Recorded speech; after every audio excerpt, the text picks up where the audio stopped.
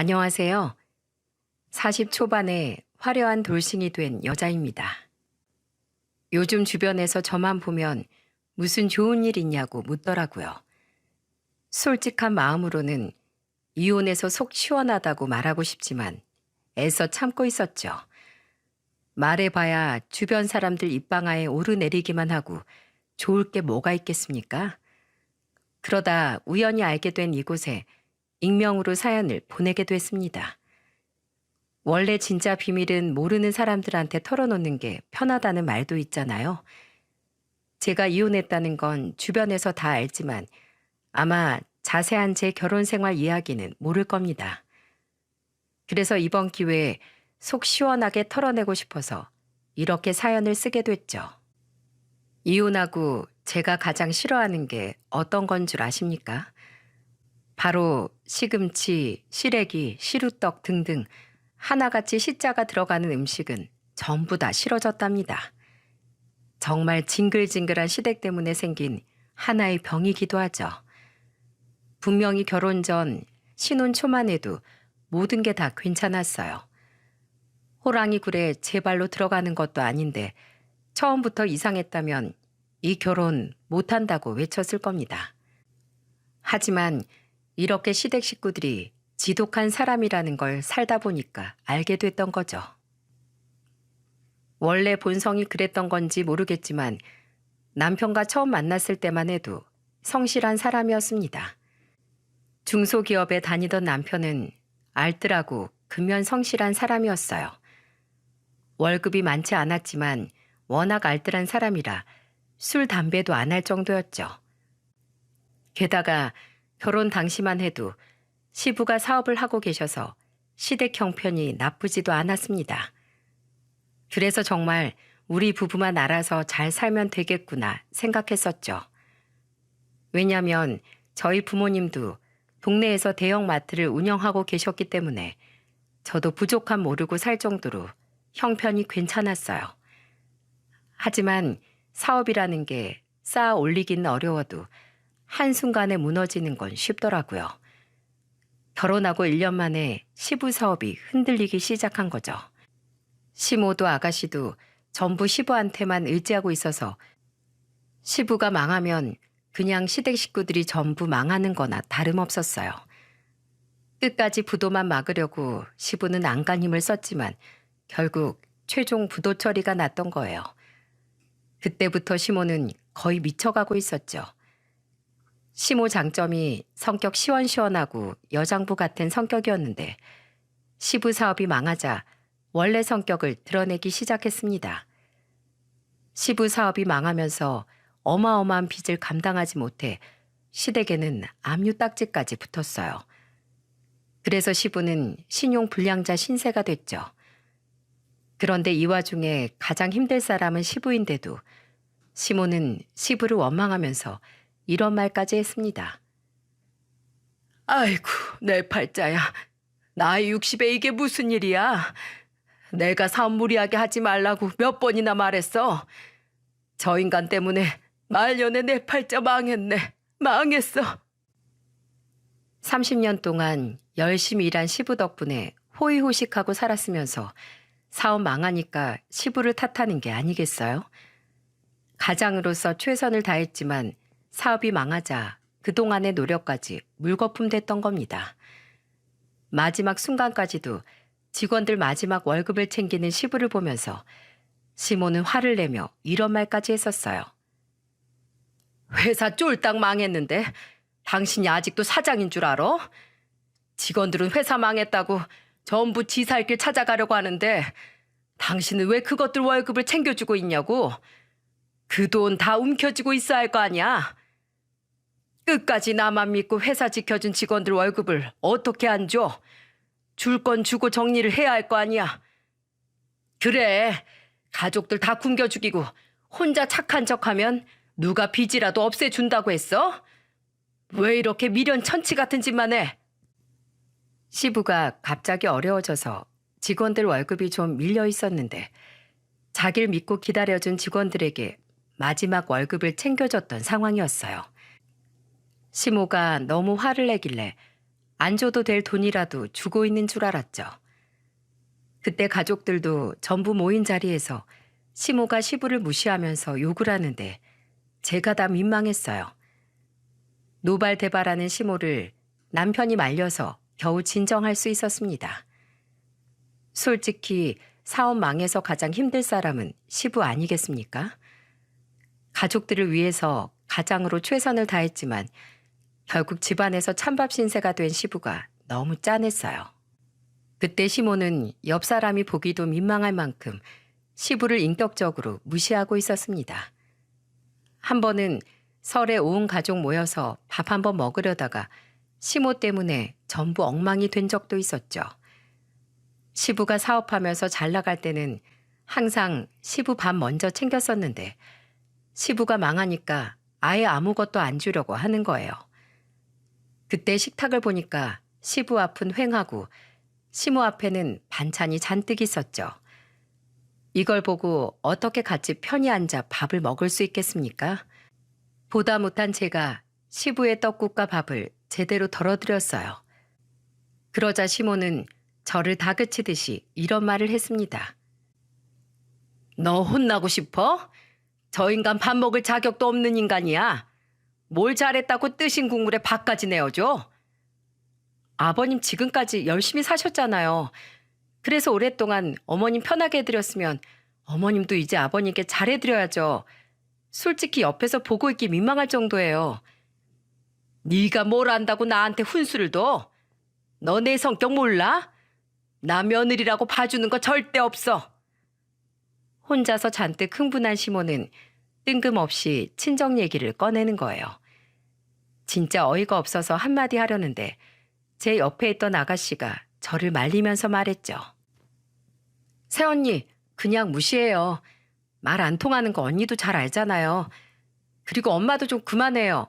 설날에 이게 뭐야? 또다시 시작된 시모의 타령에 결국 시부는 한숨을 푹 내쉬며 식탁에서 일어나셨죠. 그리고는 담배를 들고 나가려고 하셨어요. 그런데 시모가 담배를 들고 나가려는 시부를 보더니 벌떡 일어나서 시부를 잡았습니다. 그러더니 갑자기 시부 손에 있던 담배를 뺏어서 손으로 뭉개 시부 얼굴에 던져버리는 게 아니겠어요? 담배를 얼굴에 던진 것도 모자라 시부한테 소리를 지르며 이런 막말까지 퍼부었답니다. 돈이 남아 돌아? 어디서 담배 필 생각을 해? 말년의 식구들 전부 사지로 쳐몰아놓고 담배가 피고 싶니? 한 푼이라도 아낄 생각을 하던지 아니면 나가서 택배라도 하라니까. 진짜 누구 미치는 걸 보고 싶어서 그래? 저런다고 압류딱지가 떨어지는 것도 아니고 망한 회사가 살아나는 것도 아닌데 왜 저러나 이해가 안 갔습니다. 그러니 시부가 이런 시모의 압박을 이겨낼 수 있었겠습니까? 결국 시모의 압박을 이기지 못하고 시부는 종적을 감춰버렸어요. 처음에는 시부가 어디론가 사라진 게 믿기지 않아 계속 전화를 했었죠. 그때 시부가 신용불량자인 상황에도 마지막 비상금을 시모와 아가씨를 위해 남겨둔 채 어디론가 사라진 거예요. 게다가 경찰에 실종 신고하기도 애매했던 게 계속 시부한테 전화를 걸던 저에게 이런 문자를 남긴 겁니다. 나 당분간 혼자 있고 싶다. 내가 연락할 때까지 그냥 좀 기다려다오. 이런 문자를 며느리한테 보내는 시부도 힘들었겠죠. 그래서 저는 시부의 뜻에 따르기로 결정하고 이런 문자를 남겼어요. 아버님, 항상 끼니 잘 챙기시고 용기 잃지 마세요. 존경받을 만한 분이세요, 아버님은. 답장은 오지 않았지만 그래도 시부가 조금이나마 위안을 얻을 수 있길 바랬습니다. 그렇게 본인을 무시하고 비난하던 시모한테 마지막 비상금을 남기고 사라질 만큼 가족을 1순위로 생각하면서 사셨던 대단한 분이세요. 그런 분이 더 이상 자기를 찾지 말라는 말만 남기고 떠난 거죠. 남편도 그때 시부를 찾아보려 노력했지만 시부가 제발 찾지 말아달라고 부탁하는 통에 어쩔 도리가 없었습니다. 그 후 원래 살던 40평대 집이 경매로 넘어가면서 그 집에 살던 시모와 아가씨가 20평대 빌라로 이사까지 가게 됐어요. 그런데 이사 가는 곳이 1층 빌라였지만 말이 빌라지 거의 지 하나 다름없는 1층이었던 겁니다. 들어가 보니까 해가 안 들어서 곰팡이 냄새도 심했고 싱크대도 낡고 녹슬어 거의 무너져 있었죠. 보기만 해도 열악한 환경이라 이런 곳에서 시모가 어떻게 살까 걱정이긴 했어요. 심지어 건강했던 시모가 자주 아프기까지 했습니다. 아무래도 열악한 환경에 위생적으로도 좋지 못한 환경이라 여기저기 아팠던 거죠. 결국 시모는 병원에 3주 정도 입원까지 할 정도였습니다. 그걸 지켜보는 남편은 정말 힘들어했어요. 남편이 매일 소주를 마셔야만 잠이 드는 걸 보는데 아내로서 참 힘든 시간이었죠. 그래서 저는 큰 결심을 하고 남편과 시모 거취에 대해 논의해보자며 이렇게 말했습니다. 어머님 전세라도 얻어드리는 거 어때? 그 빌라가 거의 반지하잖아. 어머님 연세도 있는데 저러다 큰 병이라도 걸리면 그땐 진짜 더 힘들 것 같아. 정말? 당신이 그렇게 말해주면 나야 고맙지. 그런데 우리 형편에 전세 자금을 어떻게 구하지? 일단 우리 지금 사는 집에 대출이 당신 명의로 되어 있으니까 어머님 전세는 내 명의로 해봐야지. 여보, 정말 고마워. 나 정말 당신한테 잘할게. 그래도 이렇게 마음 먹고 나니까 좀 낫다. 시부모도 내 부모나 마찬가지인데 우리가 보고 있을 수만 없잖아. 남편은 저한테 고맙다는 말을 하면서 울기 시작했어요. 그동안 아들로서 야위어가는 시모를 보며 얼마나 힘들었겠습니까? 한동안 잠도 제대로 못 드는 남편이 안타까워서 큰 결심을 했던 거죠. 그야말로 이빨 빠진 호랑이 같은 모습을 한 시모에게 저는 죽을 가져다 드리며 말했습니다. 그리고 시모를 보면서 안타까운 목소리로 말했어요. 어머님, 그동안 힘드셨죠? 지금도 이렇게 야위고 건강까지 안 좋아지셨는데 며느리 된 도리도 못하고 죄송해요. 괜찮어. 난 이제 그냥 이게 내 팔자려니 생각하고 있어. 기고만장했던 시모가 흰머리도 많이 나고 몸도 마음도 많이 약해져 있었죠. 그래서 저는 시모의 손을 잡아주면서 말했답니다. 어머님, 제가 돈은 못 해드려도 25평 정도 하는 전셋집은 구해드릴 수 있을 것 같아요. 뭐? 아니, 그게 정말이야? 빌라야, 아파트야? 나 이제 정말 빌라는 너무 싫다. 걱정 마세요. 아파트예요. 거기서 아가씨랑 둘이 새 출발해보세요. 지금보다 훨씬 살기 좋을 거예요. 정말이야? 몇 층이나 되는 거야? 해는 잘 들어오고? 그럼요. 17층이라 해도 잘 들어와요. 정말이냐? 아휴, 근데 너도 애 키우느라 빠듯할 텐데 날 도와줘도 괜찮아?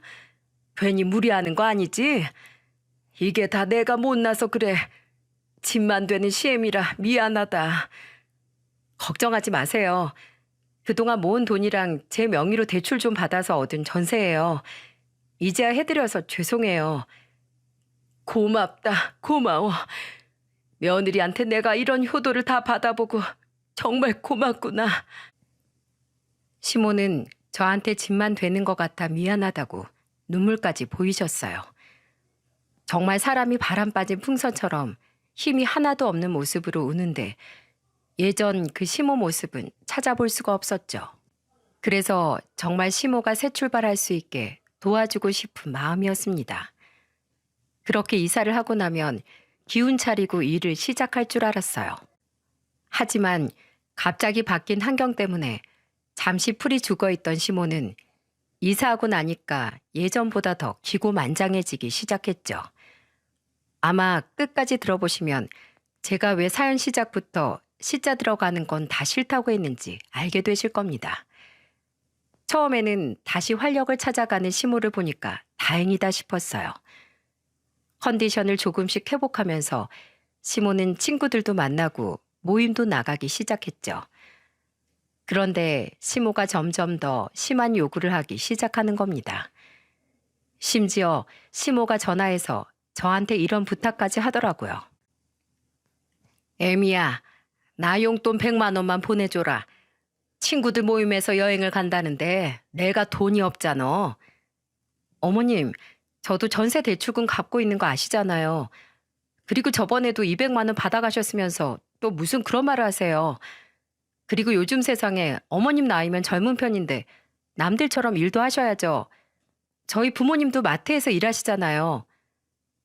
네 친정 부모는 대형마트 사장이잖아. 사장하고 알바랑 같아? 그리고 지금 나보고 청소나 서빙 같은 걸 하라는 거냐? 나 이래봬도 왕년에 사모님 소리 듣던 사람이야. 왜 이래? 어머님, 정신 좀 차리세요. 옛날이지 그게 지금이에요? 지금 형편에 맞게 살아야죠. 됐어. 꼴랑 100만 원 가지고 엄청 뭐라 하네. 됐으니까 신경 꺼. 시모는 제가 돈을 안 줄 것 같으니까 전화를 확 끊어버렸습니다. 옛날에 사모님 소리 듣던 게 다 무슨 소용이라고 저런 소리를 하나 싶었죠. 그래서 저도 기분이 나빠서 그냥 신경 끄고 있었어요. 그런데 다음날 시모가 저한테 전화해서 뚱딴지 같은 소리를 하는 겁니다. 간밤에 잠은 잘 잤니? 내가 어제 며느리한테 말이 좀 심했던 것 같아서 전화했어. 그깟 100만 원이라고 한 거 취소할게. 나 돈 좀 보내주면 안 될까? 정말 먹고 죽을래도 돈이 없는 걸 어쩌니? 그래서 제가 아르바이트라도 해야 된다고 했잖아요. 제발 이제 환경도 좋아졌는데 일 좀 하세요. 여행 다녀와서 일하려고 했어. 일 시작하면 못 다니니까 마지막으로 다녀오려고 한 거지. 진짜 이게 마지막인 거죠? 정말 다녀오면 일하실 거죠? 그럼 나 안 해서 그렇지 하면 제대로 한다. 이번이 정말 마지막이니까 꼭 다녀와서 일 시작하세요. 시모는 여행만 다녀와서 일하겠다는 조건으로 100만 원을 받아갔어요. 그런데 사람이 화장실 들어갈 때 다르고 나올 때 다르다더니 시모가 여행 다녀오더니 입을 싹 닫는 거 있죠? 그런데 이런 상황의 아가씨는 또 어땠는 줄 아십니까? 두 모녀가 쌍으로 미쳐가고 있는 건지 아가씨는 저한테 전화해서 정말 말도 안 되는 부탁을 했습니다. 그때 아가씨는 너무 뻔뻔하고 태연하게 전화로 이런 부탁을 하는 거예요. 새언니, 저 지난주에 상견례하고 이제 결혼 준비하는 거 알죠? 네, 들었어요. 축하드려요, 아가씨. 근데 제가 알다시피 집안이 쫄딱 망해서 집에 돈이 없잖아요. 그러니까 혼수 비용으로 3천만 원 정도만 해주세요. 뭐요? 내가 왜 아가씨 혼수 비용까지 해줘요? 저 그럴 자격 되는 거 아니에요? 아가씨, 언제 이렇게 뻔뻔해진 거예요? 원래 이런 사람 아니었잖아요. 저라고 언제까지 착하게 살아요? 착하면 호구되는 세상이잖아요. 아빠 사업 망한 거 다 착하게 살다 뒤통수 맞았잖아요. 그래서 저도 제 권리 누리면서 살아야겠어요. 그러니까 새언니가 나 3천만 원 해줘요. 대체 이게 무슨 거지 같은 논리랍니까? 착하게 안 살겠다는 건 본인 마음이니까 넘어간다 쳐도 혼수 3천만 원은 제가 왜 해줘야 되는지 이상했죠. 순간 그동안 시모 때문에 받던 스트레스까지 한 번에 터져서 아가씨한테 화를 내며 따졌어요. 3천만 원이 걔 이름이에요? 그리고 나한테 돈 맡겨둔 거 있어요? 대체 내가 은행 ATM 기계도 아닌데 왜들 그래요? 새언니 집안 잘 살잖아요. 그럼 좀 서로 도와가며 사는 거지. 뭘 그렇게 야박하게 굴어요? 우리 부모님 돈이지 내 돈이에요? 그리고 남편이랑 상의해서 아가씨 집에 냉장고 하나 해주기로 했으니까 그걸로 퉁쳐요. 뭐라고요? 언니, 왜 그런 걸 둘이서 정해요? 도저히 말이 안 통할 것 같아서 그냥 전화를 끊어버렸습니다. 그러자 아가씨는 계속해서 전화를 하길래 아예 차단해버렸죠. 그러자 아가씨의 악랄함이 그때서야 드러났어요. 퇴근하면서 문자가 여러 개 와 있길래 보니까 아가씨가 저한테 이런 문자를 남겼습니다. 인생 그따위로 사는 거 아니에요. 돈 좀 있다고 시댁 무시하는 거죠? 오빠랑 이혼시킬 거예요.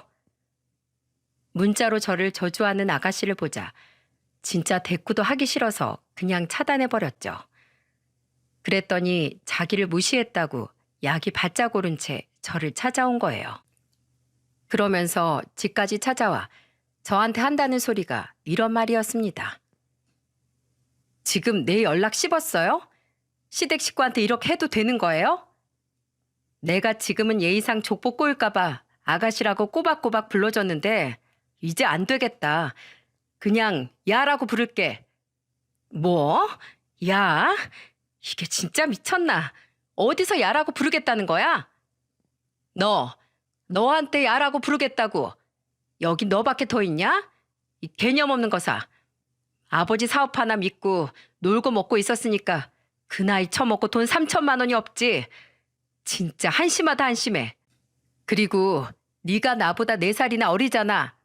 어디서 조그만한 게 하늘 같은 언니한테 대들어? 진짜 미쳤어요? 아니 원래 언니 이런 사람이었어요? 야, 네가 착하게 살면 호구된다며. 그래서 나도 인간 같지도 않은 무개념들은 그냥 막대하고 살려고 그런다. 왜? 정말 미쳤나 봐, 세상에. 지금 나한테? 와. 제가 하는 말에 충격을 받았는지 혼자서 말까지 더듬다가 가버렸죠. 그리고 그때 충격이 컸는지 한동안 찾아오지도 않더군요. 진짜 그때 남편마저 개차반이었으면 시댁을 완전히 제 인생에서 도려내고 싶을 만큼 징글징글했습니다. 그 후로도 한 5년을 제대로 된 일하는 걸 본 적이 없었어요. 그래도 저랑 남편이 용돈을 일절 안 주니까 돈이 급하면 일을 나가긴 했죠. 그런데 무슨 일을 하루 이틀도 안 하고 그냥 그만두는 겁니다. 왜 그만뒀냐고 물어보면 시모는 이런 핑계들을 대기도 했었죠. 일이 너무 복잡해서 못하겠어. 저런 일 하면서 돈 버느니 그냥 편한 일 찾아다닐란다. 처음 하는 일이니까 당연히 어렵고 복잡한 건데 단순한 식당 서빙 일도 못하겠다는 거예요.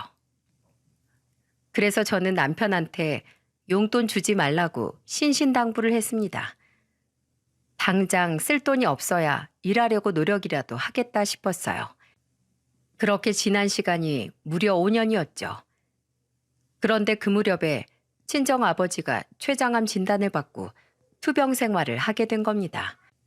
췌장암이 고치기 힘든 암이라고 해도 의료기술이 좋아졌으니까 그래도 이겨내실 거라고 믿고 싶었어요. 하지만 계속해서 평생 일만 하던 아버지는 결국 병마와 싸우다가 고통스럽게 세상을 떠나셨죠. 생전에 불우한 이웃을 찾아가 봉사활동도 하셨고 라면이나 햇반, 김치를 독거노인에게 나눠주기도 하셨던 좋은 분이셨습니다. 좋은 일만 하면서 가족을 위해서만 살던 아버지가 떠난 현실이 믿기 힘들었어요. 이런 좋은 아버지를 데려간 하늘이 원망스럽기까지 했죠. 저는 엄마 장례식장에서 서로 부둥켜 안고 하염없이 울었습니다. 저를 더 슬프게 했던 건 아버지께 도움을 받으셨던 나이 지긋한 노인분들이 어려운 형편에도 부조금까지 챙겨서 오신 거예요. 그리고는 한 할머니가 엄마 손을 잡아주면서 슬픈 목소리로 말씀하셨죠. 별 볼 일 없는 늙은 노인네 끼니 걱정해주던 사람은 사장님 부부밖에 없었어요. 그런데 이렇게 좋은 분이니까 좋은 곳으로 분명 가셨을 거예요. 엄마는 할머니의 말에 통곡을 하며 울었습니다. 정말 아버지는 집에서도 밖에서도 한결같이 좋은 분이셨거든요. 좋은 사람을 잃은 고통은 저희 가족뿐만 아니라 아버지한테 도움을 받았던 모든 사람들이 같이 슬퍼하고 있었죠. 하지만 이 와중에도 시댁 식구들은 저를 기가 막히게 만들었습니다. 아버지와 가족도 아닌 남도 찾아와서 같이 슬퍼하고 위로해 주는데 시모는 무슨 짓을 했는 줄 아십니까? 차라리 아버지 장례식에 안 왔으면 더 좋았을 뻔했어요. 누가 억지로 끌고 온 것도 아닌데 시모는 친구들을 4명이나 데리고 와서 부조를 딱 3만 원만 한 겁니다. 그리고는 친구들이랑 모여 앉아 6시간 동안 술 마시고 웃고 떠들면서 앉아있던 거죠. 진짜 오고 가는 손님들도 계속 눈살을 찌푸리는데 더 이상 보고 손 놓고 있을 수 없어서 시모한테 가서 단호하게 말했습니다. 어머님, 상중인데 조용히 좀 해주세요. 다른 분들이 불편해할 만한 행동 좀 그만하세요. 야, 뭘 몰라서 이런 소리를 하네. 옛날에 장례식장에서 일부러 고스톱도 치면서 깔깔거리고 웃었어.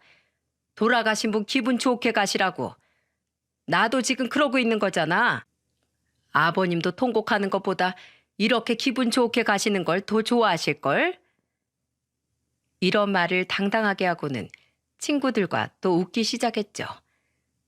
저는 참다 못해 소리를 지르면서 시모한테 말했어요. 그런 거 다 필요 없으니까 여기서 당장 나가세요. 벌써 6시간째 이러고 있잖아요. 여기서 웃고 떠드는 사람 여기밖에 없으니까 당장 나가요. 그러자 시모 옆에 있던 친구가 저한테 어이가 없다는 듯 노려보며 말하더군요. 이 집 며느리가 아주 못됐네. 시애미가 직접 와서 자리 지켜주면 고맙다고 해야지. 어디서 소리를 질러? 그러더니 갑자기 시모 친구는 자리에서 일어나더니 술에 취해서 소주병부터 상 위에 있던 음식을 전부 바닥에 쏟아버리는 게 아니겠습니까? 장례식장은 엉망이 됐고 저는 도저히 참을 수 없어서 시모를 끌어내려고 안간힘을 쓰며 소리쳤습니다. 나가! 나가라고요! 이게 뭐하는 짓이야! 당장 나가요! 제가 시모와 실랑이를 벌이자 남편도 처음에는 말로 시모를 타이르다가 결국 시모 일행을 끌고 나갔죠. 진짜 개념이 없어도 너무 없는 거 아닙니까? 그렇게 장례가 끝난 후 힘없이 집에 왔는데 신우가 남편한테 전화를 했더군요. 그런데 남편이 버럭 화를 내면서 전화에 대고 소리치기 시작했습니다. 둘 다 진짜 너무한 거 아니야? 지금 당장 우리 집으로 와서 사과 안 하면 집 다 빼버릴 거니까 당장 와. 당장. 무슨 일인가 싶어서 캐물었더니 신우년이 글쎄 시모를 왜 장례식장에서 쫓아냈냐고 따졌다는 거예요.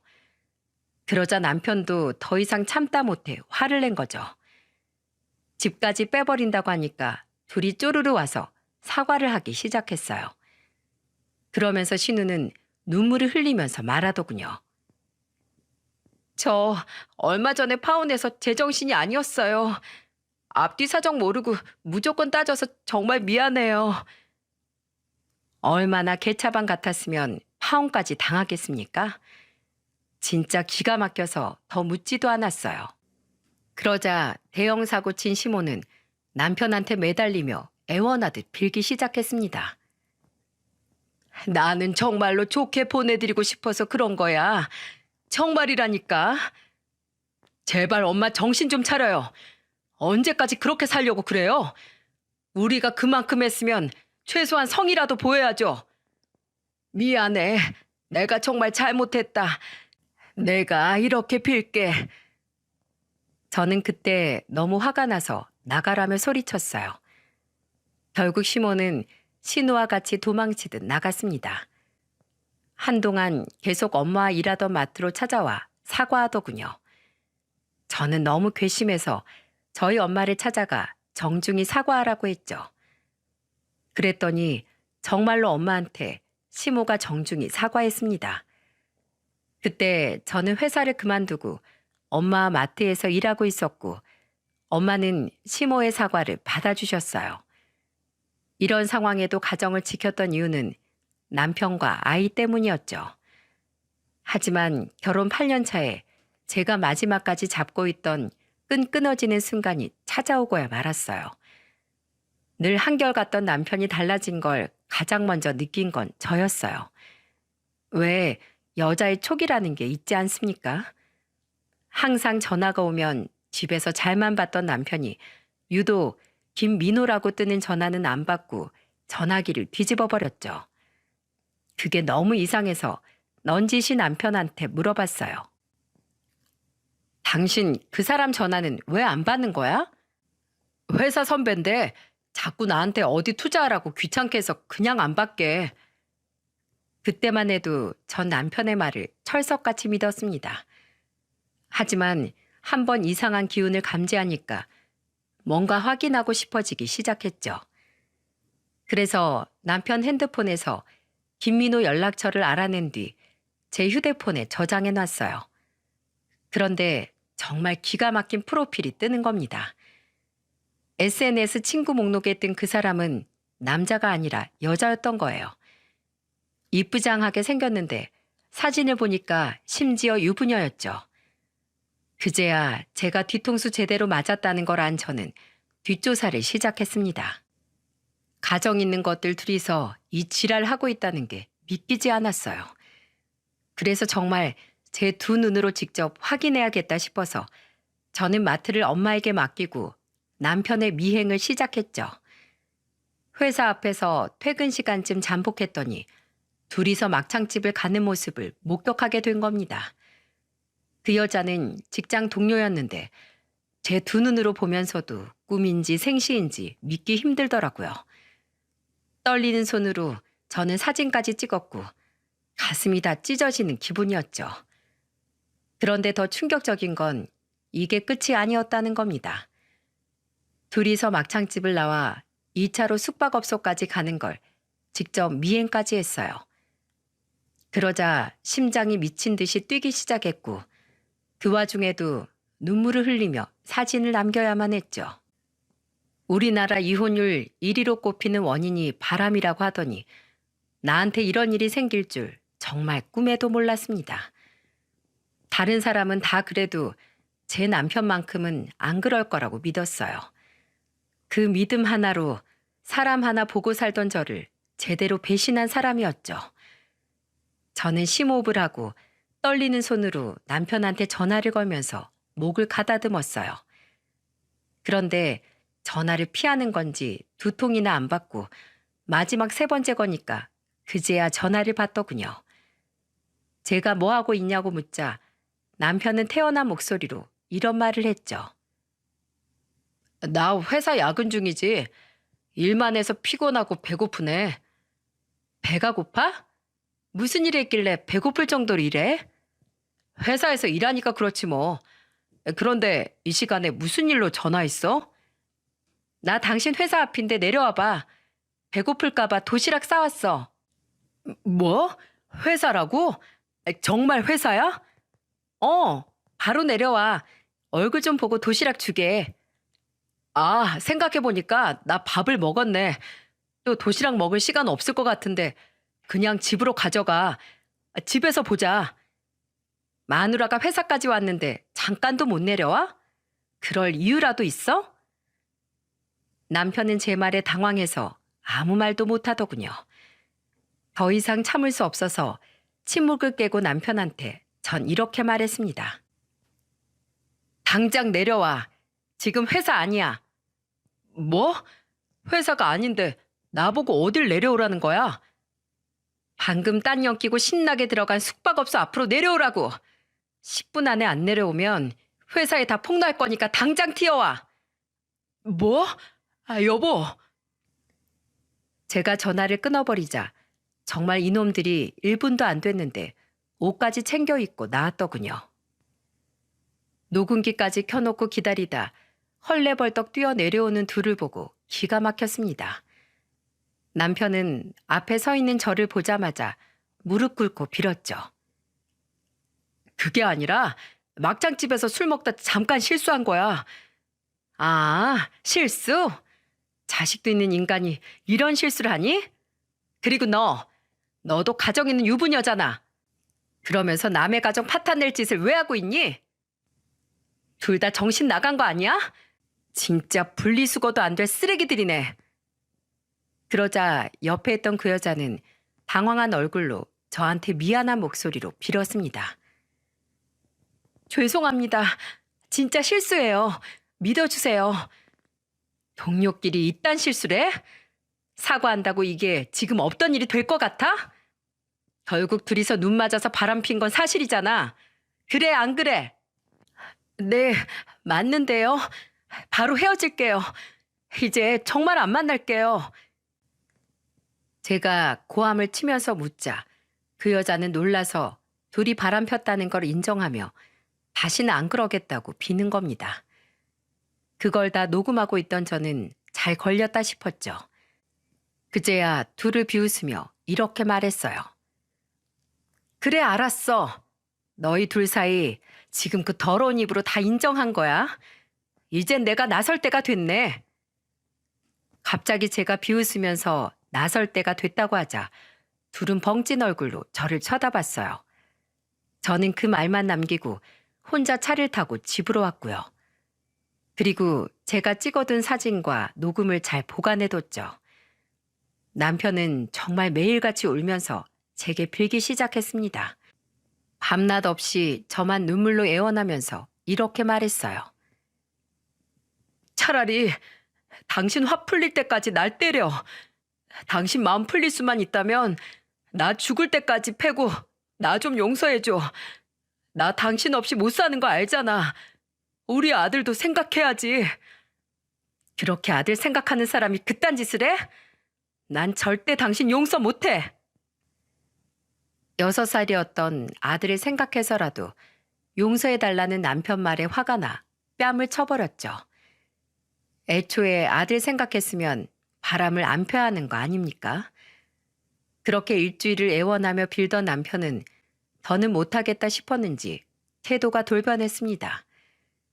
사과를 하는데도 무시하니까 저한테 적반하장으로 이런 말을 하더군요. 야, 그냥 이혼해. 남자가 이 정도 빌면 못 이기는 척 용서해야지. 사회생활 하다 보면 실수할 수 있는 거잖아. 나도 이런 거 이해 못하는 사람이랑 살고 싶지 않으니까 이혼해. 진짜 굳게 이혼하고 갈라서려고 했는데 저딴 태도를 보니까 진짜 더럽게 제대로 빡이 친 거죠. 그래서 남편한테 선전포고를 하듯 단호하게 말했습니다. 너 진짜 잘못 걸린 줄 알아. 네 인생 망하는 건 다 지금 이 순간 때문이니까 잘 기억해둬. 남편 밑바닥을 제대로 보고 나니까 더 이상 상종도 하기 싫었습니다. 그래서 저는 남편과 상간녀의 애정행각 사진에 직장 동료끼리 바람난 모습입니다. 라고 써서 회사 정문에 붙여버렸어요.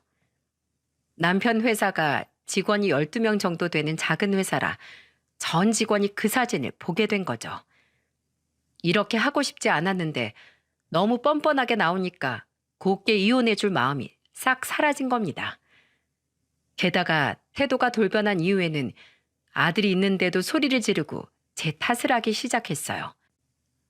아들이 제 옆에서 울면서 매달렸죠. 엄마 왜 그래? 아니야, 아들 아니야. 귀 막어. 방에 가자.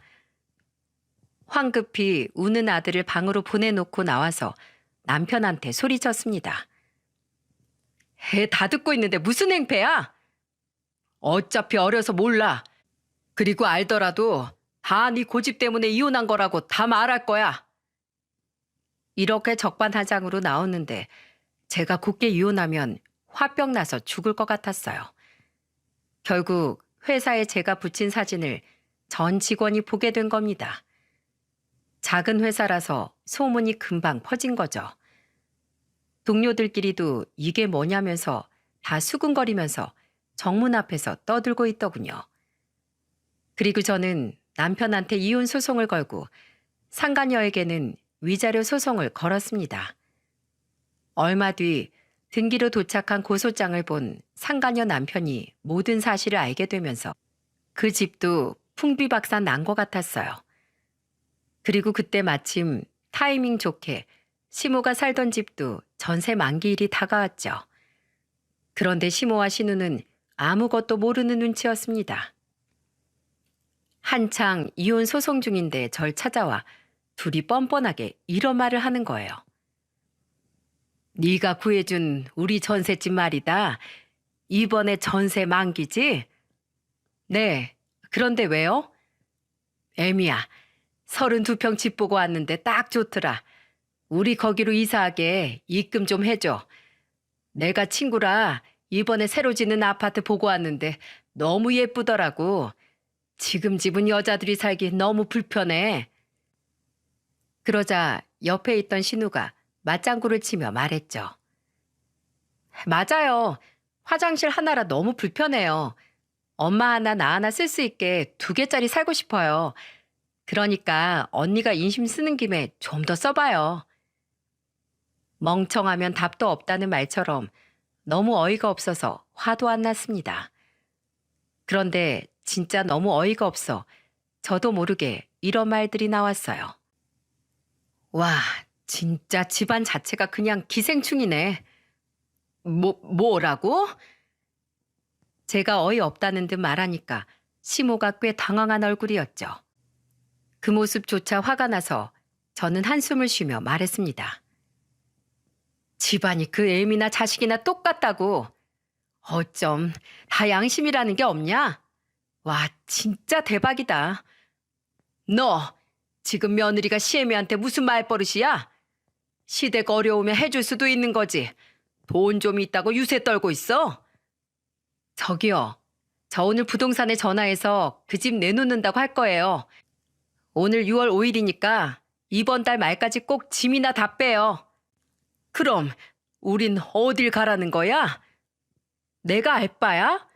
당신 아들 바람나서 이혼 소송 중인 거 모르지? 지도 쪽팔려서 말 못하겠지. 그러니까 당장 짐 빼고 다 나가 그냥. 그리고 너 뭐 화장실이 불편해? 화장실 많은 곳에서 살고 싶으면 공중 화장실 가던지. 그리고 언제까지 징징거릴래? 둘 다 나가서 일 좀 하라고. 아줌마도 정신 좀 차려. 뭐 아줌마? 나한테 지금 아줌마라고 한 거야? 이제 남이잖아요. 그러니까 내 집에서 나가요. 아우, 재수없어. 소금이라도 확 뿌려야겠네. 저는 빗자루를 들고 벌레들을 쫓듯이 휘둘렀어요. 그러자 시모와 신우녀는 소리를 지르면서 나갔죠. 둘을 완전히 쫓아낸 저는 부동산에 집부터 내놨습니다. 그러자 17층이라 그런지 집을 보러 오는 사람들이 많았어요. 그랬더니 시모가 위기의식을 느꼈는지 전화해서 저한테 애원하며 말했죠. 이렇게 집을 갑자기 내놓으면 우리가 어딜 가? 며느리가 이 정도 해줬으면 그동안 두 모녀가 일해서 돈을 모았어야죠. 돈이 없으니까 갈 곳이 없잖아요.